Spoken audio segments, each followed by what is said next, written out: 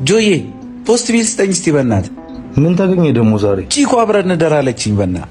ኧረ እባክሽ አዎ ያጣፍጥልሽ። ያበደ ነው ጆዬ። ይመችሽ።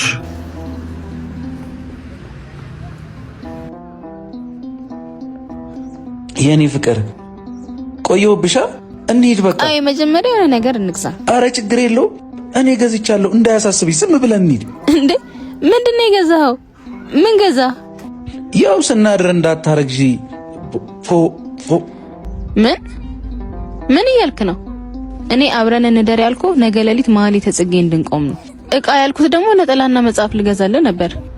ስማኝ ፍቅር በዝሙት መውደቂያ ሳይሆን ቅዱስ ወደ ሆነው ጋብቻ መሸጋገሪያ ድልድይ ነው። ከትዳር በፊት የሚደረግ ጾታዊ ግንኙነት ዝሙት ይባላል። ዝሙት ደግሞ ስጋን አርክሳ ነፍስን የምታጠፋ መርዝ ናት። መጽሐፉም ሴሰኞችና አመንዝነኞች እግዚአብሔር ይፈርድባቸዋል ይላል። ስማ እንዳይፈረድብህ ዝሙትን ተጠየፋት። ይቅር በይ፣ ሁሉንም ትቼዋለሁ። እንደውም ነጠላውን ራሴ ነው የምገዛው። በፍጹም አንተ ብርህን በሙታን ሳማር ቅዱስ ሚካኤል አንድነት ገዳም ለሚገኙ አባቶች በአታቸው ማሰሪያ ይሆን ዘንድ በዚያ አድራሻ ላክላቸው። ስራው እስኪጠናቀቅ ማገዝ መንፈሳዊ ግዴታችን ነውና ገንዘብ ስታገኝ ላክሽ።